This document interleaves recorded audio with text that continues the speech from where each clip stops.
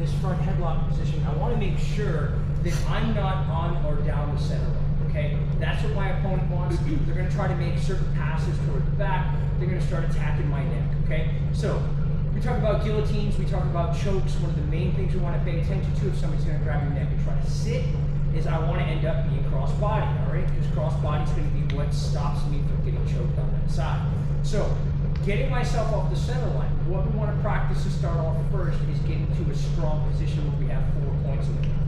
Now the reason why I want 4 points on the ground from this position is because usually if somebody's attached to your neck and things aren't going well, they're usually going to do some sort of snap down to make you put your hands down, and obviously every time I put my hands down, you see my neck gets exposed and they're going to try to get a better bite, and or they're going to try to use that same exact scenario to walk toward the back, okay? So here's my 4 points of contact. Whether I shot or I ended up just ending up here in this position, I want to make sure that I get off that center line. So this is me off the center line. If you notice my head is on this side, my hand is on this side making a frame, my elbow stays here in the inside. So I have 4 points of contact on the ground right now, okay? Now we're assuming that the person with the front headlock, the arms are going this way.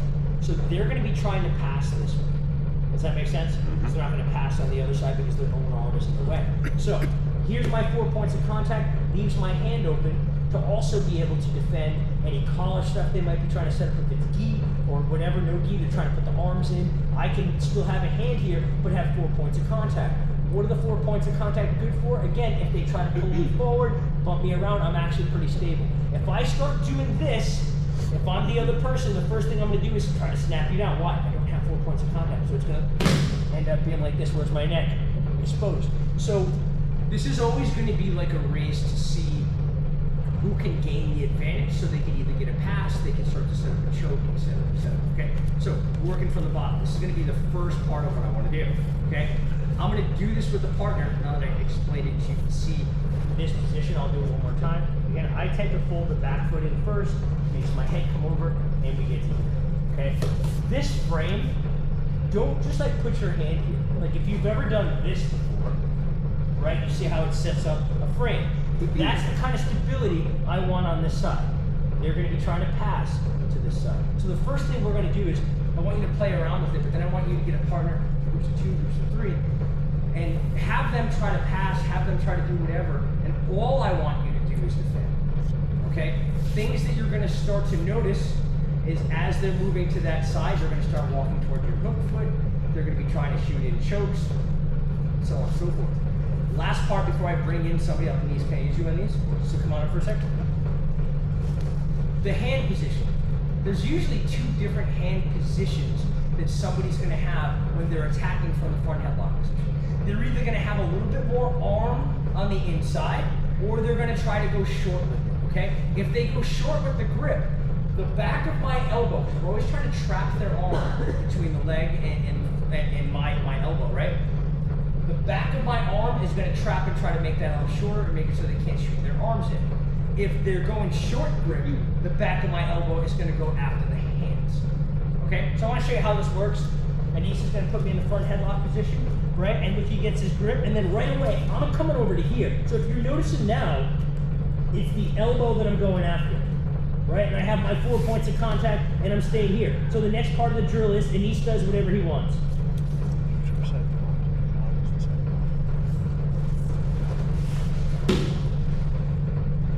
So if you notice, he even went the long way. Does everybody see why it was easy for me to sit on that side? What's in his way? His own arm. Right, his own arm. So if we go back to that same spot, when we get to here, check out his arm on this side. So I'm just going to sit here so you can see. Go ahead, pass to the back on that side. You see how he had to move it? Don't move it. Go back.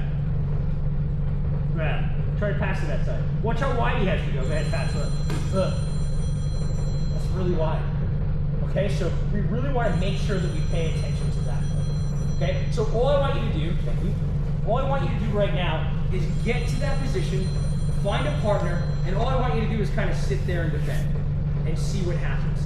This is going to kind of show you the different variables of what's going on and get you to be able to respond appropriately. Okay, they always walk to my foot. They come to this side, the arms are coming in, they're snapping me down. So these are the things we want to fix first structurally. Okay, why? I might be tired. I might be in a tournament.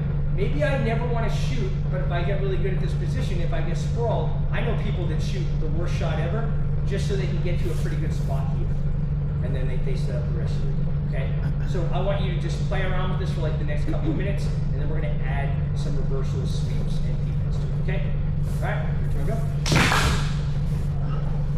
Or like our guard from this spot. Did anybody get tapped or choked or anything like that? Okay, good. Now let's talk about some of the logistics. What are we looking for? Anytime that we're fighting from this position, I don't want you to reach out and force something unless they've really committed to bringing you to it. Does that make sense? So when I said to Anis, I was like, hey, pass to the other side. Obviously, he's a smart black belt. What did he do? He actually took the arm out and went to go pass to the other side. Number one, anytime somebody breaks their grips and lets go, I'm going after the free hand.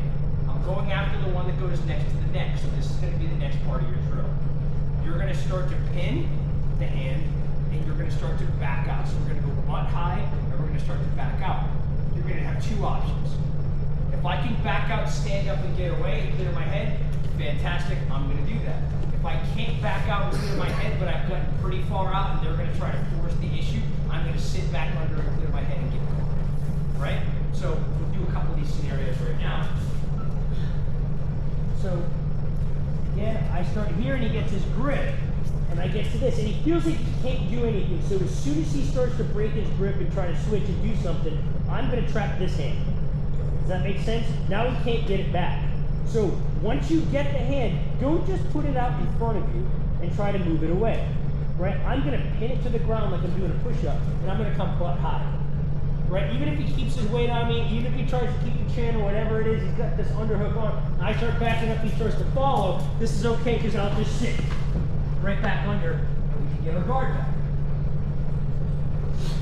Does that make sense? So you're always looking for the hand to break, right? If he goes, oh man, I can't really get anywhere, and he's gonna try to switch his grip, as soon as they open that grip up, we're going 2-on-1. Now let me show you because it's hard to see sometimes. When you're here, and that grip breaks, don't bail on everything and try to grab.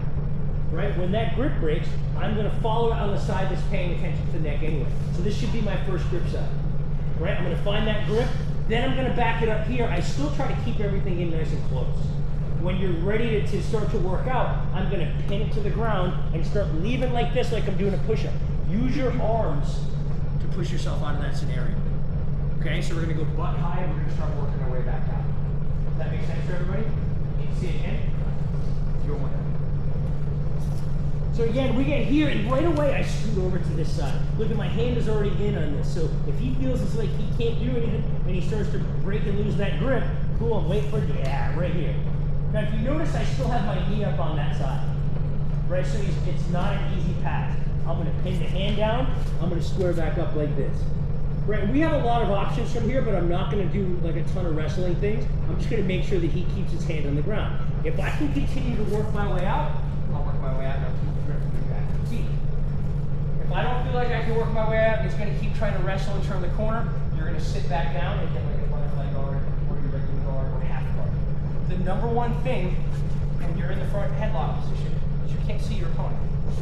So if I'm looking at the ground, my next best bet is to be able to look at my partner or opponent, right? So if I can get anything where my head comes out and I can look at them, this is a good thing for me.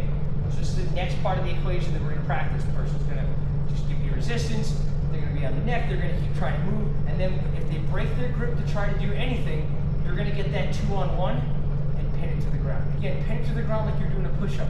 When I get the hand and I pin it to the ground here, I'm using this to push myself up and back.